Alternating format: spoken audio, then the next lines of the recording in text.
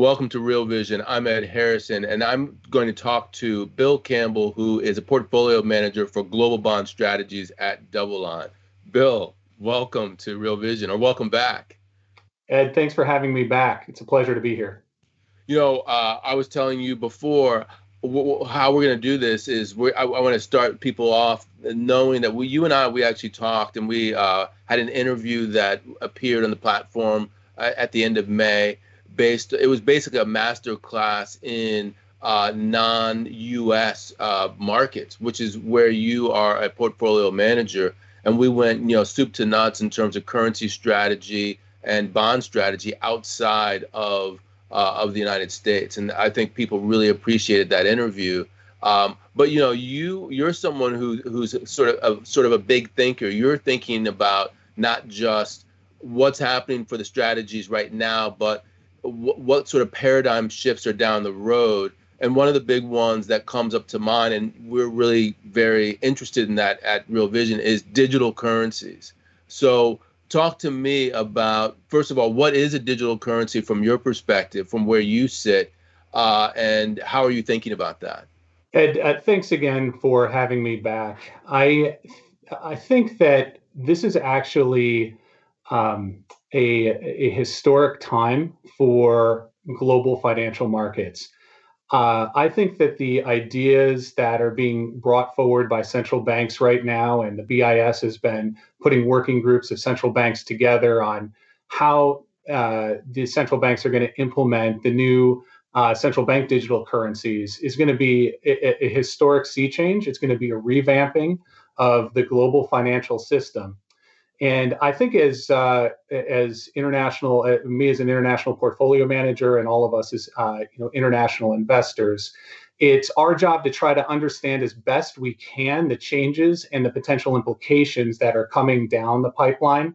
Now, these central bank digital currencies have not been implemented yet, but what we want to do is identify and hopefully be able to see in real time some of the themes that we're going to discuss throughout this hour. And then if we do start to see the signs that these themes are happening, it can help us position ahead of them. And that's kind of the basis, I think, for a lot of the thinking we're doing around digital currencies right now. So I think to understand why I just made the statement that I think it's really a historic sea change it's first to understand what is a digital currency? And I think the easiest way to understand it is it's a currency in digital format. It's a medium of exchange. And this medium of exchange can be met by both private and public money. And the medium of exchange happens, on the digital side. It can happen through a currency such as Bitcoin. It can happen through a settlement system such as Libra.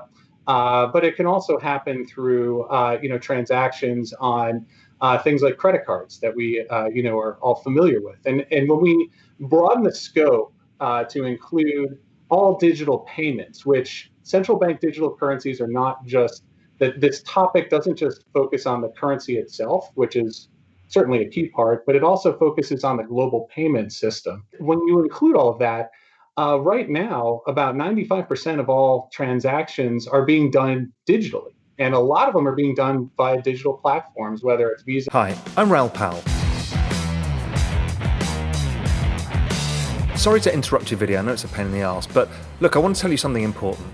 I can tell that you really want to learn about what's going on in financial markets and understand the global economy in these complicated times. That's what we do at Real Vision. So this YouTube channel is a small fraction of what we actually do. You should really come over to realvision.com and see the 20 or so videos a week that we produce of this kind of quality of content, the deep analysis and understanding of the world around us. So if you click on the link below or go to realvision.com, it costs you $1. I don't think you can afford to be without it.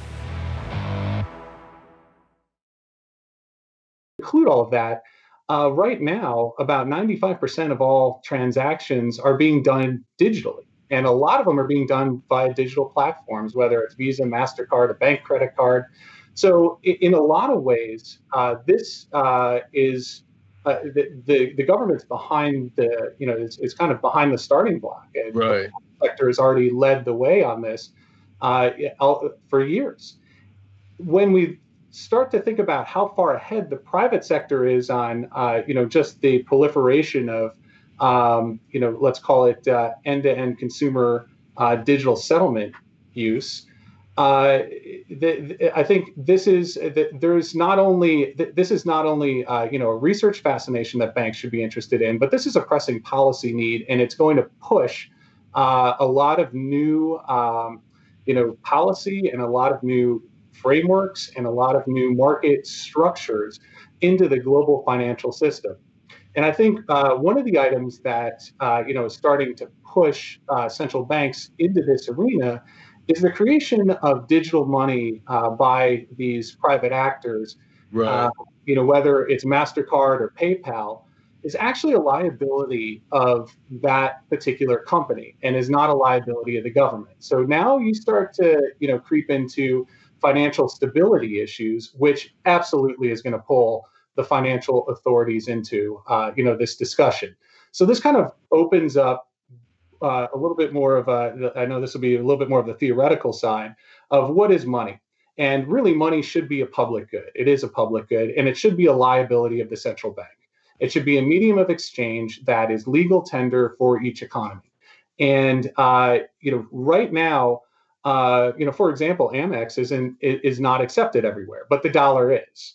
So when central banks first introduced the digital currency, basically it's just going to be a replacement of the currency as we know it, the paper, cash bills that we receive from the Federal Reserve and use as currency. It's just going to be that in digital format in its simplest form. But it's a little bit more profound because it now will be a liability of the central bank. It will be legal tender, for each economy, not only the U.S., but each economy is going to, implement their own digital currency. It has it has then the property of a store of value. I know there's a lot of discussion on the store of value and whether some of the new private coins can meet that standard. And I would argue that the private coins are still too volatile, and they're still a little bit too much in their infancy to truly meet that standard. Although I'm sure that there are some very sophisticated people who might want to take the other side of that argument. I just propose that given where we are today with all of the private coins that are issued, that volatility makes the store of value question a little bit more open, and also it needs to be a common unit of account. And it's not clear that we have a standard on the private side that is the common unit of account. We still always go back to what is the central bank's currency, what is the central bank's what is their back liability is our common unit of account across each nation. The one question I think that sticks out for me is when you were talking about even before you started talking about the currency of account. I was thinking about, you said that it should be or has to be a liability of the state. Why is it that we can't have some sort of free-for-all where different currencies are competing against each other, issued by different private actors, all competing against state money at the same time? How is that not a good outcome for going forward? Well, you can, and we are right now. But ultimately, you're introducing the credit risk of an individual company, can either be worse or better than that of a state. And I think, you bring up a very profound point. When we think about, I think the idea of Libra, like this end-to-end payment infrastructure, is kind of interesting because, it's backed by a company, a very strong company like Facebook. And when we, think about, major countries, I think the liability of those governments, or of those central banks, are very strong and probably stand up stronger. But when we start to move into emerging market countries, and I know we're going to get into a lot of, these issues about, institutional strength and, trust in the government. all of a sudden, when we do the credit analysis, you might get into a situation where you do have a private end-to-end system like Libra, being preferable to a state currency. So I think that what the situation you described is the situation we're in today. I'm not making the argument that one particular path, the central bank digital currency, is the path that stands above all. I'm merely pointing out that in the global system right now, that we're going to see a complete revamping of the way people, I think, do credit analysis and look at countries versus private alternatives. So there are a lot of twists and turns to come, and this is obviously one area to keep an eye on, especially when it comes to markets outside the United States. Yeah, and let me ask you a second question, because I was actually looking at some of the notes that you had taken before, and one of the things that stands out for me is that you say that 95% of money is already digital, and I was thinking about this in regard to Libra and state money. Why, I get the impression that central banks see Libra as a threat in some capacity. Suddenly we hear about the central banks definitely now saying, okay, now is the time to get into digital currency. Whereas we're already at the point where that 95% of all money is digital. What was the impetus? What was the thing that really, got the light bulb on for them that we need to get on top of this? Well, I think there are a couple of items that have potentially turned focused their attention into the digital arena. One is obviously that the majority of private transactions are settled digitally. The other item is when we think about where central banks are today. We've kind of we've reached a limit, really, as far as exhausting the traditional policy toolkit of using interest rates to try to set monetary policy, the unorthodox monetary policy toolkits of buying both government bonds, private bonds, in some cases equities. And we're in the middle of a historic crisis of COVID, where right now we're starting to see the second wave of lockdowns come through Europe, and I think you guys have done a good job of covering that issue. There's also the concern that structural unemployment might be much higher going forward, given the proliferation and pull forward of a lot of technologies and the disrupting of supply chains that are happening due to the coronavirus. So we're at a historic point on the policy side, whereby central banks' toolkits have been exhausted, and this would actually potentially provide a new tool for them, in order to affect, what we've seen right now is central banks and have been asking fiscal policymakers to do more. And we just finished the IMF's, biannual meetings, and I think what we saw is an interesting message change from the IMF, whereby they're telling countries, if you have room, now is the time to use it. And there's a discussion about using these extraordinary monetary policies of bond purchases and yield curve controls to effectively subsidize fiscal policy. And then we get into all sorts of issues around, how is fiscal policy going to be implemented? And that's where the digital currency, I think, offers that new potential policy toolkit of being able to go that final mile, allowing central banks to not only provide, currency and liquidity to the banking system, which it currently does, but it will now be able, through a central bank digital currency, to provide that to the individual. And let me just slow down for a second here. With the quantitative easing that's happening, basically what you see is central banks are purchasing assets from the private banking system, but then they credit their reserve account. And it's up to the banks to decide how they're going to allocate those reserves to the real economy. Are they going to buy a financial asset and market make? Are they going to give a loan? And unfortunately, what we've seen is that credit creation really isn't happening, and we've seen the velocity of money fall across pretty much all economies. We've seen inflation not take hold, which has other structural reasons, but one of which would be this hurdle of getting all this excess liquidity that's sitting in the banking system out to the end public, who when we look at the end public, especially the lower income parts of a society, are likely to spend more out of necessity. They save less and they spend the cash that comes in.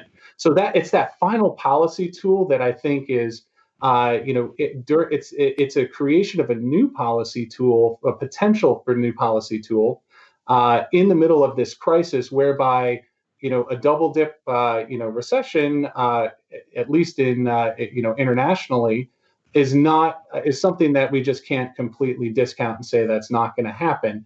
And I think that beyond just the need for central banks as the financial authorities to kind of get ahead of all the private infrastructure that's put in place for digital payments and this digital financial infrastructure, you also have the policy needs that are also creeping in to really create the motivation for this point in history to be why central banks are going to be forced into implementing this. And I know we're going to get into a lot of the implications of what some of the choices might mean for economies, but I really believe that this is coming right down the pipe. And as we've seen, the European Central Bank and the Bank of Japan are already in comment period.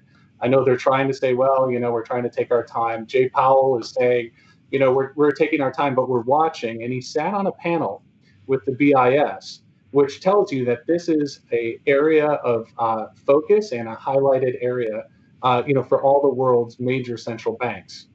I really appreciate the neutral tone that you give that in terms of putting it out there. But I want to inject a certain skepticism into all of this. Let me read something to you. Actually, here's the quote that I want. It goes like this: "Quote: the acute phase of the credit crisis ended years ago, giving way to nearly a decade of global economic growth. The central banks, however, have lacked the courage to unwind QE." That quote is from a gentleman by the name of Bill Campbell. It is from the year 2018 in a DoubleLine piece called Quantitative Easing, Welcome to the Hotel California. And I think the implication there is once you have the tools, you kind of want to use them and not unwind those tools. We're in a completely new paradigm potentially when you talk in that way. We've gone from reducing interest rates to asset purchases with quantitative easing, and now you're saying that we are potentially going to the new paradigm of digital currency. That's right. So, well, thank you for pointing that quote out. I think it was obvious to see that the fact that central banks gained those new policy tools, and they always said that they understand the economy better than all of the rest of us, and they'll be able to unwind extraordinary policy. Always seemed like a fantasy to me, because when we did see opportunities for them to take that off ramp even marginally, they never did. And I think that that's basically where we're going with this policy. With the potential is that with the implementation of central bank digital currencies, we can get into this quasi fiscal aspect, and I think it's very hard to roll back. What the old saying of there's nothing more permanent than a temporary government policy. I believe Milton Friedman said it best. And it's absolutely right in that sense. So It's coming. Now let's think about, what are the potential implications of, the digital currency, central bank digital currency rollout. The first thing is there's going to be a lot of tensions, as with any government step forward or reach into the private sector. There's always tensions that arise, and the first one is with and the most obvious one is with the banking sector. So the central bank digital currency right now, effectively, many people may not think about this, but the central banks actually do have a form of central bank digital currency that's already out there, in bank reserves. So bank reserves are custodied at the Fed. They're, the problem is they're kind of like a wholesale currency. They're stuck in the banking sector. But when you think about what is a banking reserve, it's a preferred asset. Like it's, deemed as one of the safest assets, in the banking sector that you can have. And, a lot of banks want to have it, for safety reasons, to keep themselves well capitalized. Well, let's take that now one step further with the introduction of a digital currency to the private, to private depositors. You could end up in a situation where financial stability could become, at risk, as there could be a preference for people to say, hey, I would actually, prefer to have all my assets, custodied, at the Federal Reserve. So one of the questions right now is, will central banks allow individuals to have custody accounts, demand deposit accounts at the central bank? And Loretta Mester actually said, look, there is some legislation that's looking at that, as a worst case scenario, that we may have, a situation whereby, we need to provide payments to individuals, and, potentially, we could pass legislation that would then mandate that all people have, an account at the Fed. But I think then you get into this issue that, you could have a preference, for, assets being custodied at the Fed versus at, Deutsche Bank or, Bank of America or JP Morgan, which then starts to create, issues for, those banks, as they would lose, their deposit base. Then you say, well, you could have, you could walk yourself down the line where you say then nationalizing banks in that situation would make sense, because now the government's going to provide, the credibility that those institutions, will, custody those assets safely. When you mentioned Loretta Mester, I think she's supposed to be considered a hawk. She's the president of the Cleveland Federal Reserve. The thing that you introduced just makes me think. One of the things in 2008 that we were talking about was the fact that a lot of these investment banks were relying on wholesale deposits.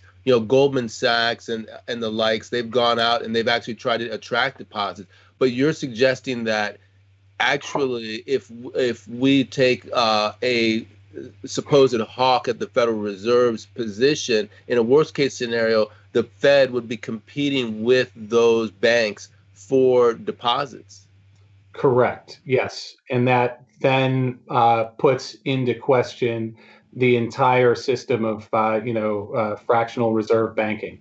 So this hasn't been implemented yet, but this is a risk that if we see, all of a sudden the architecture come out that central banks are saying we're setting up, citizens custody accounts, I think we need to, take a hard look at the banking sector. So I point that, out as we discussed at the beginning, what are some of those signposts and implications?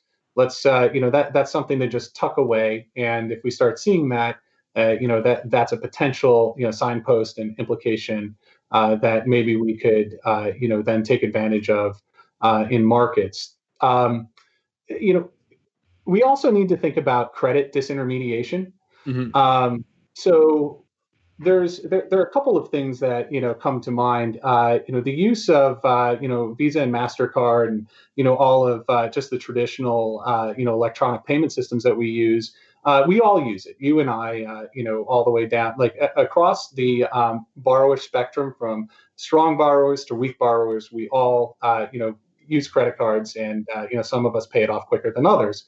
But you could see a situation whereby if you have very strong borrowers that, say, I really don't want the fees associated with, Visa and MasterCard. Um, I think my preference would be, to pay everything more on a debit card basis.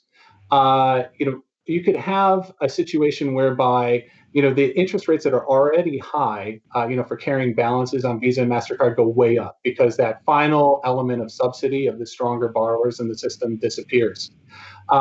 There's some good aspects, of credit creation, that are happening as well. I have seen the idea that using private, the private sector technology of security tokens can help sectors that have not received credit, such as small businesses, potentially start to receive more credit, more funding. And I think actually you have another video that goes deep into detail, on that. So that's a potential positive side. And I think one of the issues I pointed to of the current central bank policy is what have we seen since March? Is we've seen the majority of central bank liquidity go to either wealthy individuals through asset price appreciation or go to large companies as debt has been issued by corporations, and it's really left out the small business, in the small business sector. So that's kind of an interesting innovation that could actually boost potential growth in countries that are able to effectively do that correctly. But part and parcel to just that little element would be, how governments set up the domestic payment system. Governments are going to get more involved. And, I think what's ultimately going to happen is they're going to increase operational efficiency, both internally and externally. And, you're going to see, a lot of these larger transactions that, banks now facilitate, become much more commoditized and much easier, to do in, either new government payment systems and new, private structures. And that's going to disintermediate, a revenue source from banks as well, who, especially for large cross-border M&A activity, for the final payment settlements. I think that there's a big potential for the new architecture that's coming in with these central bank digital currencies and and their companion payment systems to displace banks in that in that area of credit creation as well. I think this is a good time or a good example to talk about some of the implications for the investor before we go on to more, because as you say that, immediately I think to myself about how do you implement this in Argentina? What are the implications in Argentina in terms of legal tender, public good, common unit of account, and the competition of this digital currency with private digital currencies? And then what happens? How do you, as a global portfolio manager, think about this new world that we're living in, the country risk associated with Argentina? Could you maybe use that as an example? Well, it's a very so that's a very deep, a very deep question that you just asked. I think, initially, you're going to end up in a situation, whereby the Argentina, I think, would be a difficult example because you already have a lot of exchange rate controls that are put on the country. And the ability for money to leak out and new platforms to get in is very controlled, as is with China. And I think ultimately we're going to end up in a situation where you're going to look at countries and start to say, okay, institutional strength becomes a major factor of how we're evaluating the country. And what I mean by institutional strength is, the government's ability or lack or willingness not to monetize deficits, the government's protection of privacy rights, and also the government's willingness and ability to keep an open capital account to allow money to both come in, but also to leave and maybe go to either another public platform or a private platform. So countries with lower institutional credibility obviously are going to face a balance of payments risk similar to what we're seeing right now.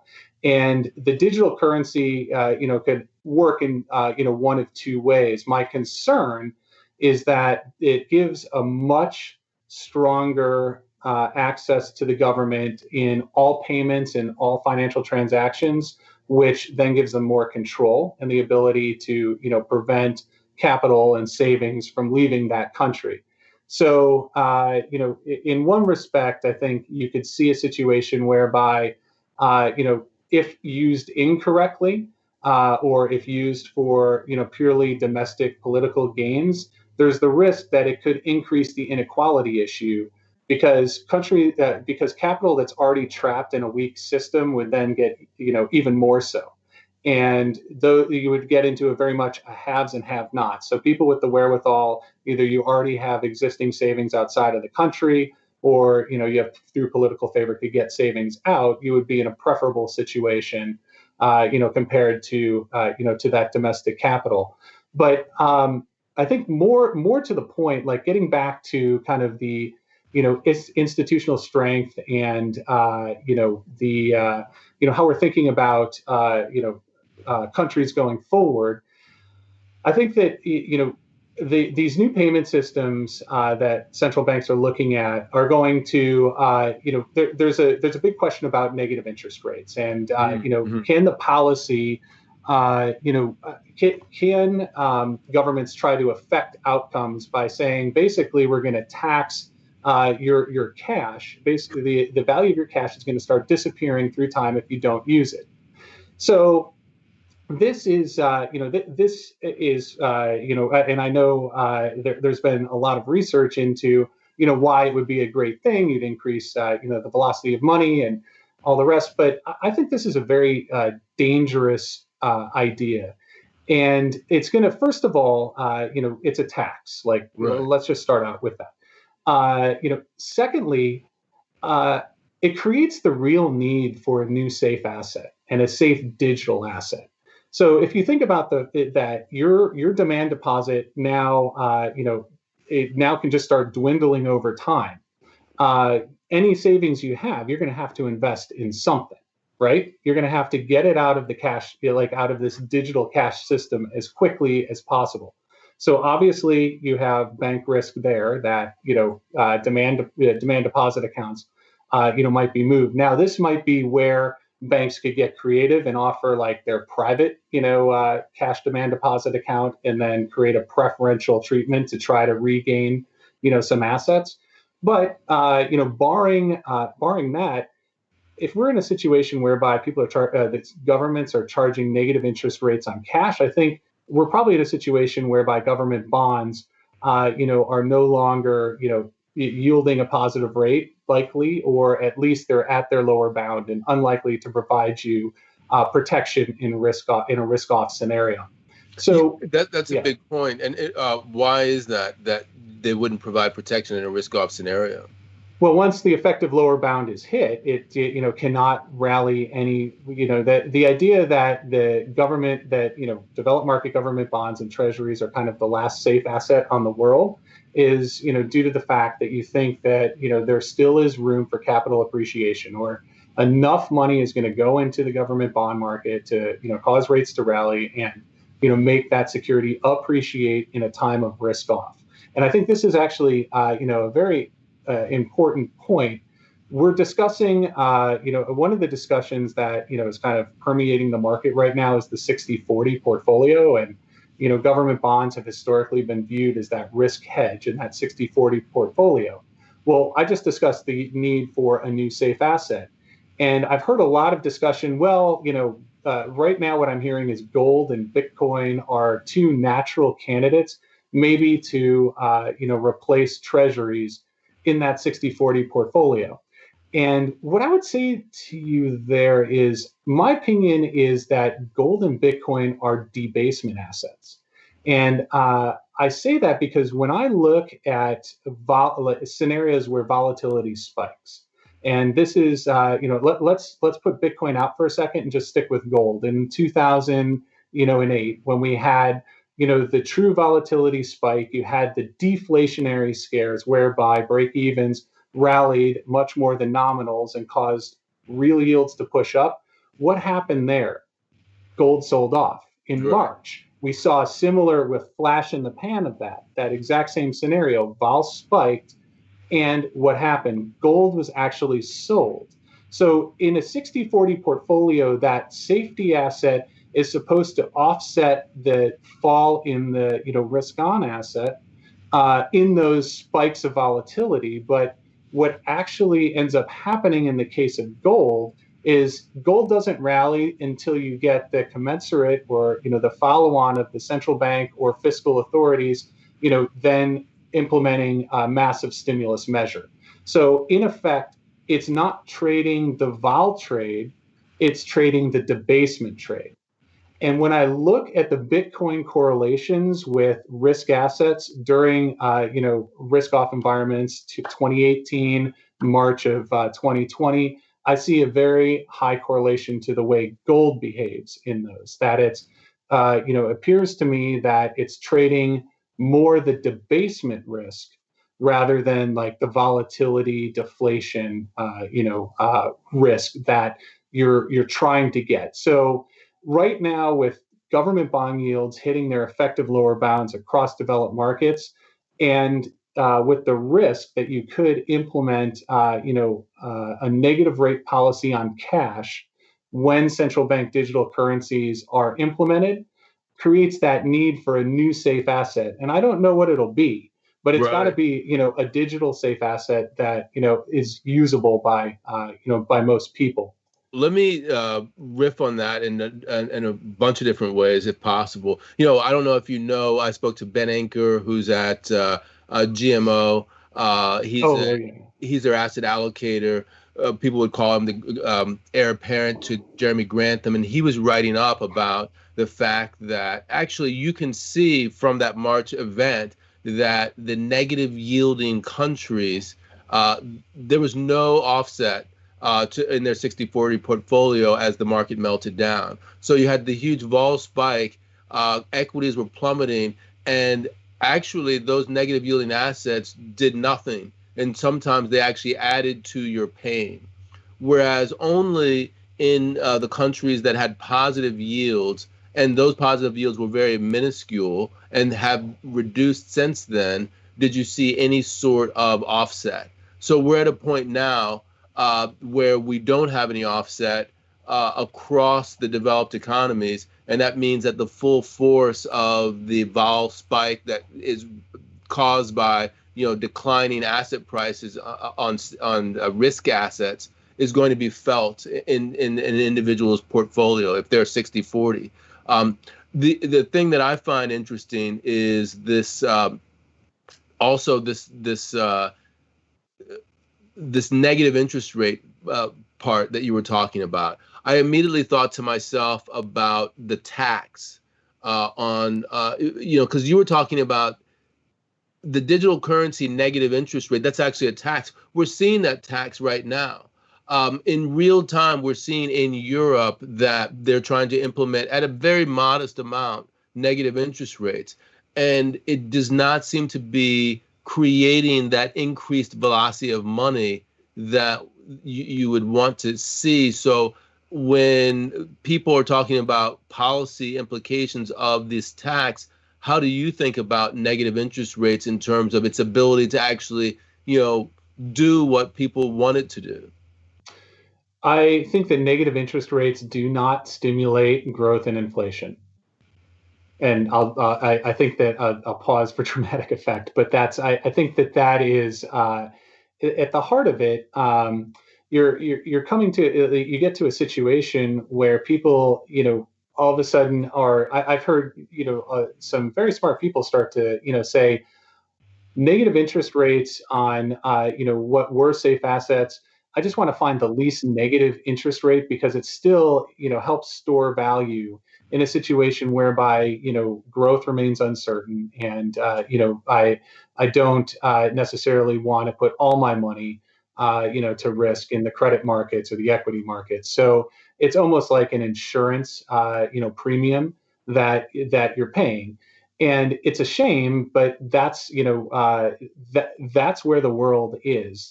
Governments have been able to get away now with charging effectively implementing a new tax on their population.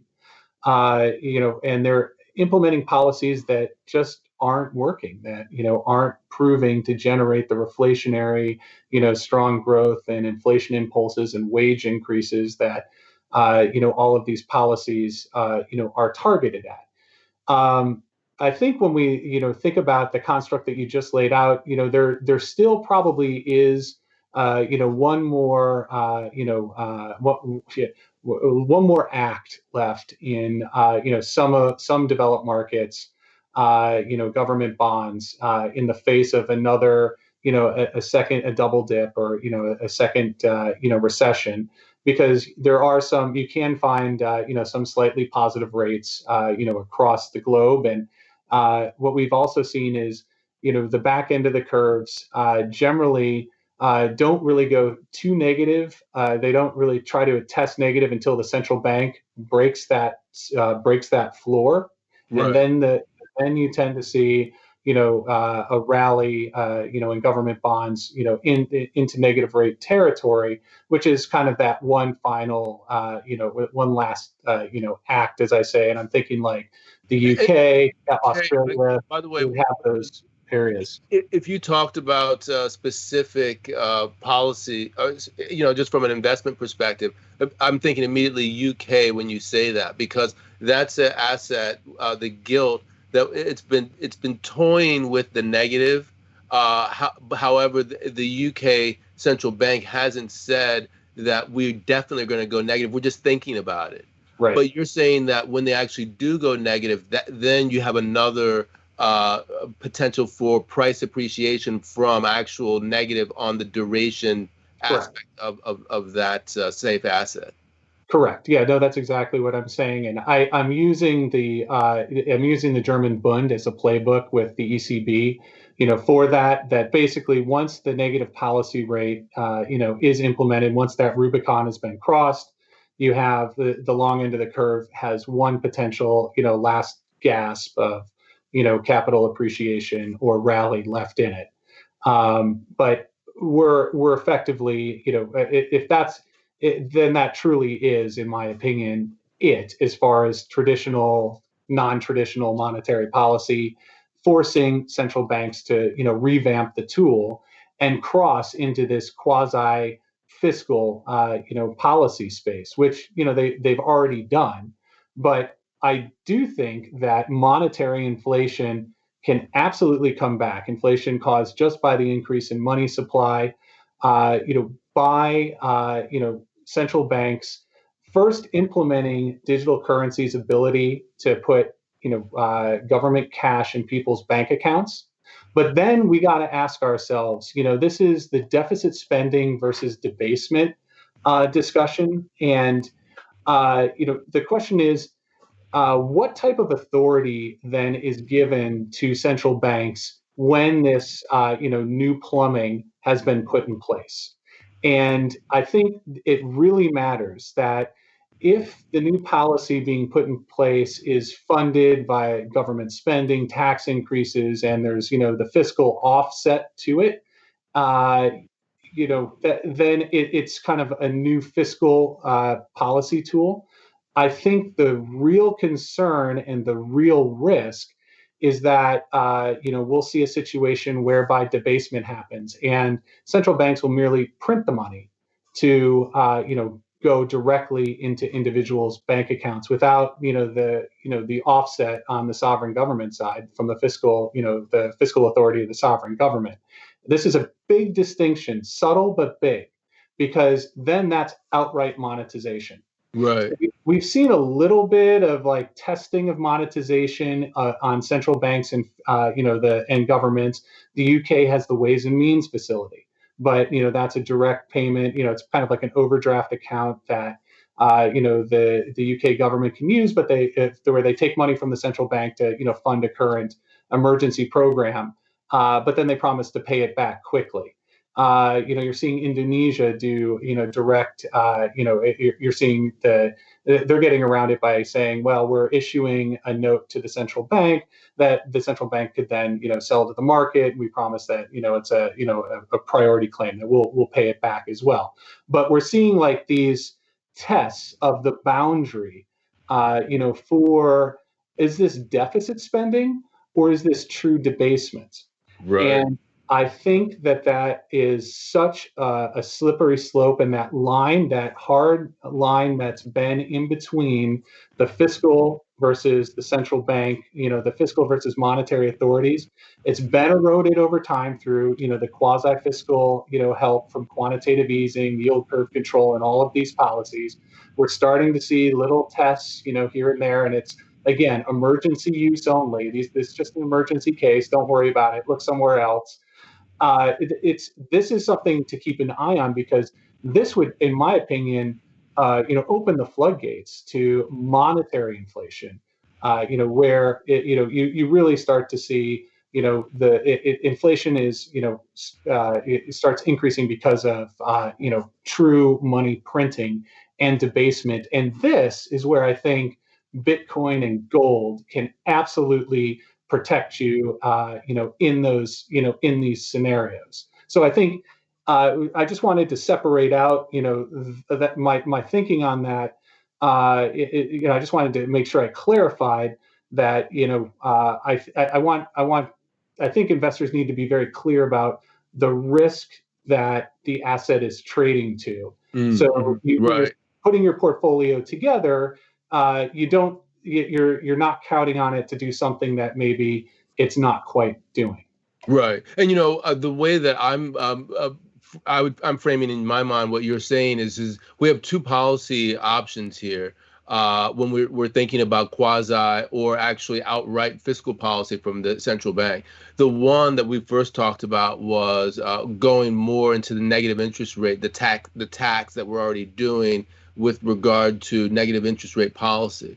But you can move from there to a much more sort of debasement type of strategy where you just credit accounts, that the central bank is engaged in the deficit spending, so to speak. And that's a completely different scenario where, you can, the central bank, rather than just giving money to banks who have assets and then hoping those banks will move those assets to the right places, they're saying, actually, we're going to target specific places. We're going to credit specific accounts and directly impact the private sector that way. Right. And that is such an important, this whole discussion, I think, has been important. And again, all of this is so new that there's so many different avenues that we can dive into, in the rollout of central bank digital currencies. But what you just discussed, the ability to target outcomes, that opens up, in my mind, it kind of wraps us back around to, the institutional strength, but a privacy discussion. And in order for central banks to target outcomes, they need visibility into where exactly the currency is going and the payment infrastructure. And I think the privacy concern comes as to what type of visibility do we as citizens want to give to the government as far as all of our digital payments. So let me just give a quick example to kind of highlight what's going on there. The central bank could print a digital currency and then could allow a private bank to use some of its reserve assets, buy the digital currency, and then that private bank can distribute the digital currency the way it sees fit. And all of those transactions then would reside on a server at the private bank, such as Bank of America. And if there's a concern of taxation, money laundering, or whatever else, that the government would have to first go to court, get a warrant, and then obtain those assets from a private party, being Bank of America in this example. On the flip side, if you really want to be able to target outcomes, what happens if all of that information resides at the central bank on a government server? now you really, really need to have confidence that the judiciary is going to protect personal privacy rights, because the potential for abuse is very high. Right. But in order for now, this is the trade-off. I think in order for them to be able to implement the outcomes that you were talking about, they need that type of visibility. So this is this then becomes a situation whereby country by country we can start to say, does this country actually protect individual privacy rights? Do they have that type of strong institutional strength? And getting back to potential market implications, I would believe that countries with stronger privacy rights and an institutional framework would be preferred for capital, in that new environment versus countries that don't. Interesting. And let me say that a framework that I'm thinking about of this in is what I would call the currency as a release valve.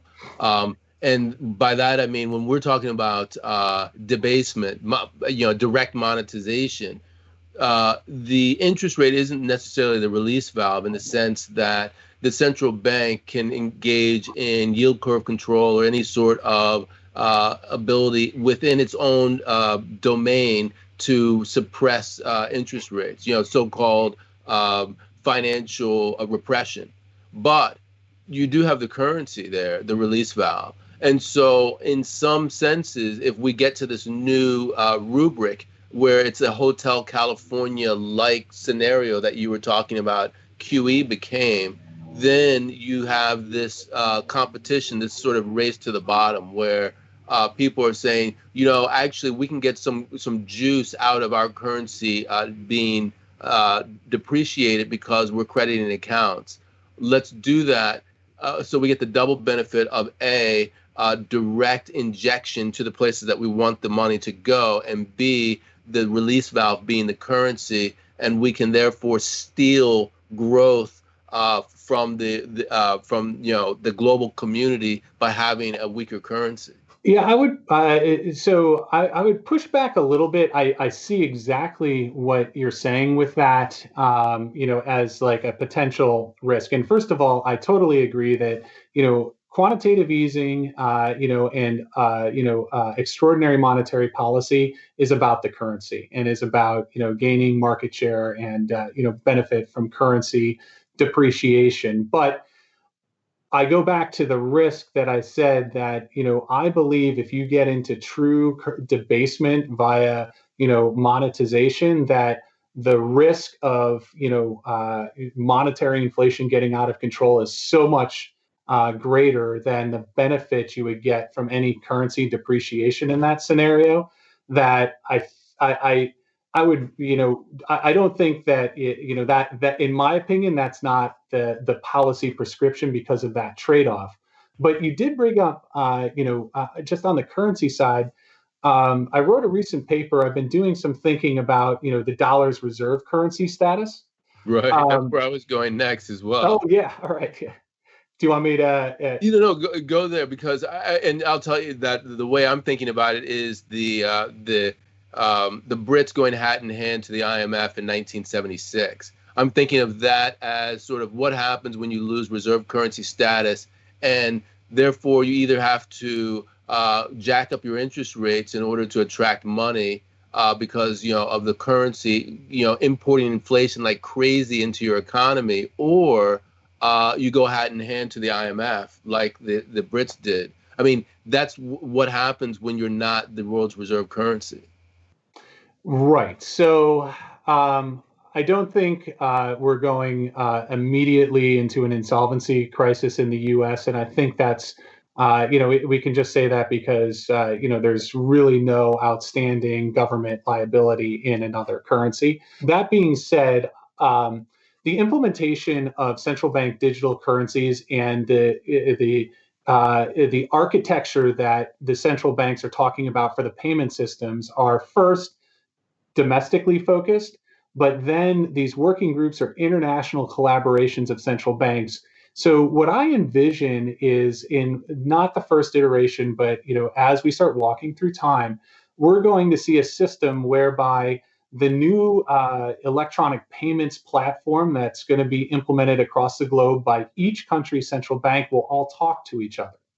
And ultimately, what that's going to do is it's going to allow countries to be able to bypass the US dollar in their trade, in their international transactions. So now, what you're going to, I think what we're ultimately shooting towards is a world in which countries can do bilateral, instantaneous government-backed, government, facilitated settlement of bilateral payments between countries on more of a web-like infrastructure. So we're moving from the dollar being at the heart of all of the majority of global transactions. So the dollar, the BIS said that in 2019, the dollar was about 88% of one side of all currency transactions, with the number 2 and 3 being euro at like 32% and yen at 17%. So the dollar, remember, currency, is one currency versus the other.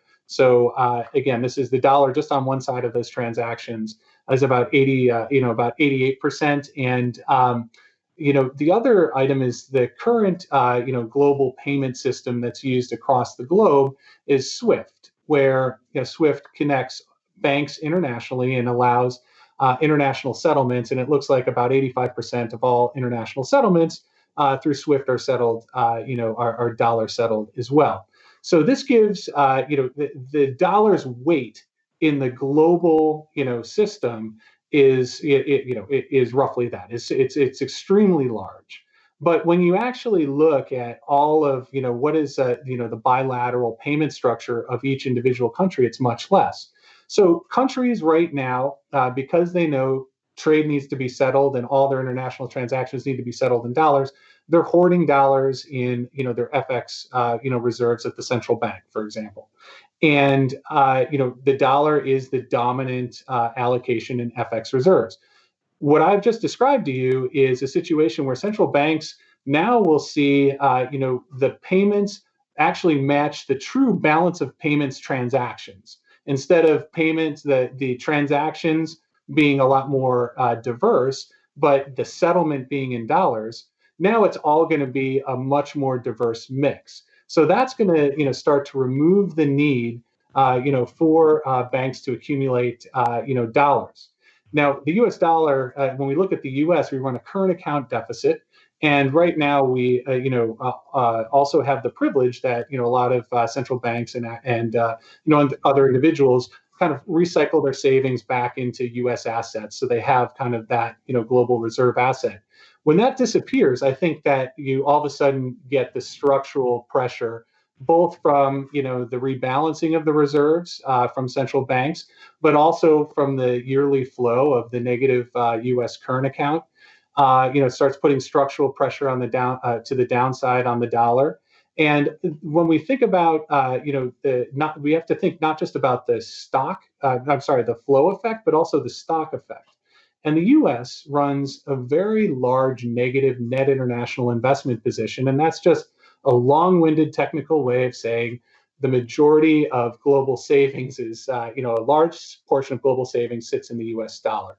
So not just on the official side, but on the private side as well. And when you start to see the dollar come off, I could see a lot of that savings, come back home and come back out.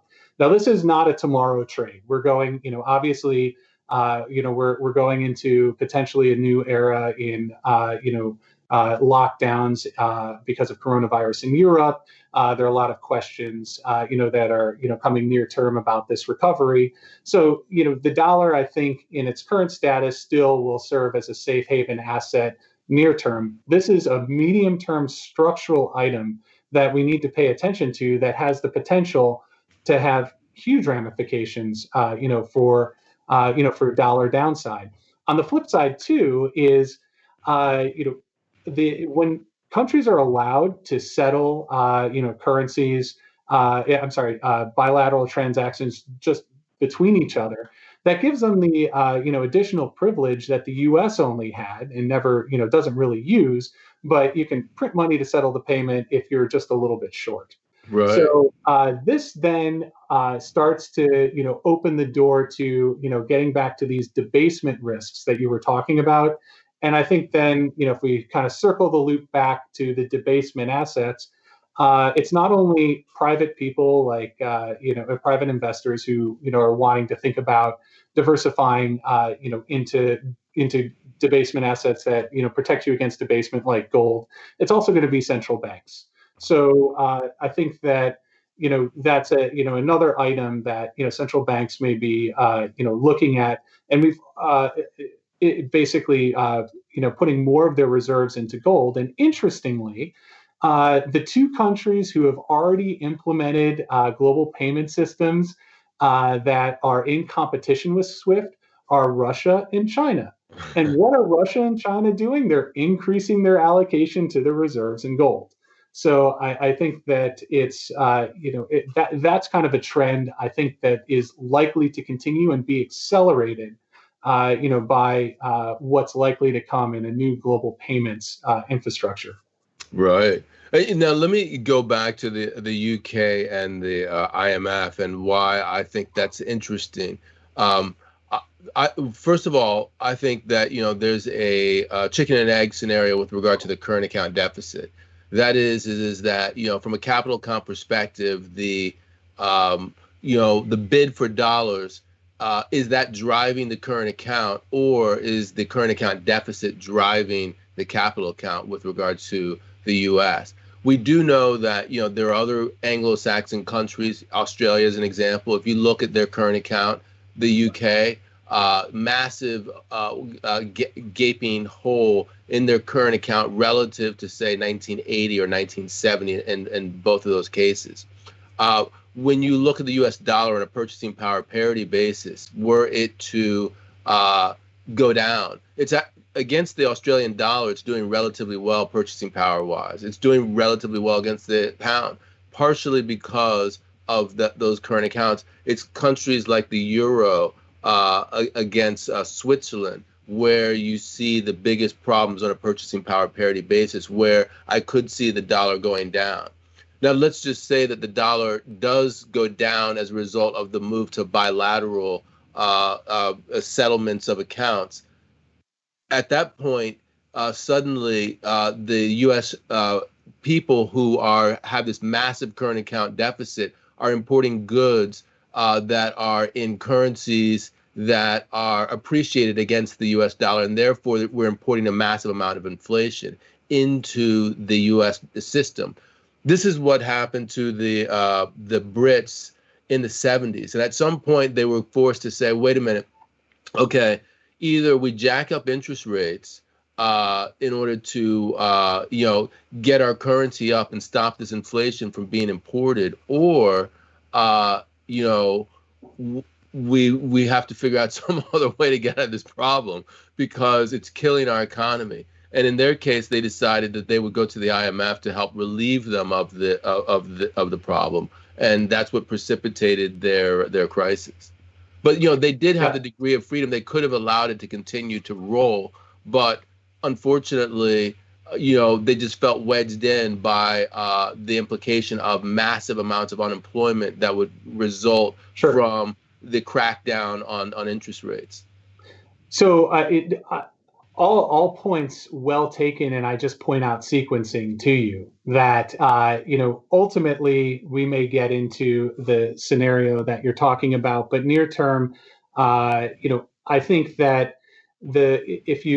not near term, but in the initial phases of this, given the large stock of foreign savings in the U.S., the capital account outflows are going to overwhelm on the currency side, full stop. And I think that importing inflation at a time too when potentially policy is starting to stimulate inflation, causing the need to rethink what is the interest rate policy, is going to be that is going to be a big discussion, because in the scenario that we just laid out, growth is also going to be challenged. So you could be in the middle of a true deflationary shock, when, I guess you would be, what you're arguing is now you're going to need to support the currency. You're going to have to, let rates back up aggressively. And that's going to take a sea change, in policy. I think that, again, I think the end state is going to be, what an equilibrium is going to be found, because, as you know, with the balance of payments and currencies, it's a relative value game. So where one flow is going, it's coming out of somewhere else, and vice versa. So again, on this relative value basis, the sequencing of it, to me, seems that the first sequence would be dollar lower. And then you're going to have, I think we have to look at that point, what are the initial conditions, in the global economy? If the United States is in like the worst position possible, basically it has slow growth, it's importing inflation, and there's nothing it can do to stop its currency devaluation except hike rates. That's going to be devastating. And, but that would be in a scenario whereby the rest of the world is actually, still doing relatively well compared to the US. So I don't think that, that type of delinkage would happen immediately. It's definitely an interesting thought for, I think that's maybe a few steps past, what I had initially written about. But you definitely give us a lot of, especially give me a lot of food for thought about, how that final system, where the equilibrium would actually be. Right. Yeah. What the end game might be down the line, because obviously the British pound was in decline for quite some time before it came to that point. And it was really a 30-year march from a massive amount of deficit spending that they did in World War II to the period where they had the IMF problem in 1976. Absolutely. And yeah, past might be prologue for what's happening to the world's new reserve currency. So, this has been pretty fascinating. I want to get from you your sort of final thoughts, just from a, near-term actionable thinking, both developed market and emerging market, both currency and bond, how this, what are the considerations that you're making as a portfolio manager? Right. So, as I said, I think that, when this airs, I think we'll be through the election. So that's, one big piece of uncertainty that we maybe have to come back and revisit. But what's not uncertain is the fact that we're seeing rising, economic shutdowns, especially in Europe. And, I'm worried that with, the increase in COVID cases in the U.S., that we could see it in, another engine of domestic growth. So, given the fact that, and I know this might be kind of boring, but we've seen, risk assets, appreciate since March, but it's not only been on the back of policy, it's also been on, now there's expectation that, there's certain assumptions to, the path of global growth, which appear maybe are going to be optimistic, even in these, 2-year out scenarios. I think those will have to be revised down. So, we're much more defensive near term because of, these building risks versus valuations that we think, maybe discounting, a little too much at the time, for the time being. So immediate actionable items, I think the interesting places again are the government bond curves, where central banks haven't quite gone negative yet. So looking at duration in Australia, New Zealand, I think even the UK is interesting, especially if they have a little bit. I think a messy Brexit would be best for the long end of the UKT, because that way you would actually have the central bank implement negative policy rates, which might give you a little bit of juice, on that trade. I think on the currency side, we have to be very careful. I still think the yen, which, by the way, I'll take one just brief aside here. I like the allocation to the yen on the risk-off, property that it has, and it is one of the few, assets out there that you can start to think about in a vol shock, would provide some of that offset, that you're looking for in, the 60-40 reallocation. I think the near term to, most emerging market currencies is a bit lower, but if we can get through the election and get through a little bit of a get through a risk hurdle and a growth hurdle in the near term, I think you're still going to have interesting plays in Mexico. You're going to have interesting plays elsewhere where the higher these kind of higher beta still liquid emerging market countries can no longer be viewed in a basket, but the ones that we are kind of interested right now in watching, we have not gone into them, but would be Mexico and Russia, for a potential entry point after we get a little bit of spike in volatility. And how much of the differential in COVID outcomes in the emerging markets has any relevance for you? Because East Asia in particular, they've been outperforming relative to Latin America or Eastern Europe, for example. Yeah, and we're favoring exactly. So we're actually in Latin America, we're much more defensively positioned. We have in our we have in our local exposures, we do have full allocations across across East Asia, Malaysia, Philippines. Even though we're not quite going. We haven't gone into China yet. I know there's a lot of excitement about China and China being potentially a safe asset. I still get concerned that the authorities, although they appear to be liberalizing a little bit more, I want to see a true test case of that before I put any investor money to risk in China. But absolutely, Asia, it's not only the COVID outcomes, but it's actually their linkages to, the supply chains that are more technology linked. So, when we're looking at, the Asian, a lot of the Asian strength, not only have they been able to get COVID under control, they've also, been linked to, this recent demand for both technology and, healthcare equipment. Excellent. Bill, we had to get that little extra juice out of you at the end. I really appreciate that. I mean, some great deep thinking in this. And please promise to come back so we can revisit with either your market ideas or some of the deep thoughts you have on digital currency and other places. Great. Thank you. I'd love to. And thank you for having me on again. It's always a fun conversation. Yes, definitely. I hope you enjoyed this special episode of The Interview, the premier business and finance series in the world. However, this is just the tip of the iceberg. For more in-depth content and expert analysis, visit the membership link in the description to unlock a week's access for only $1. This dollar can change your life.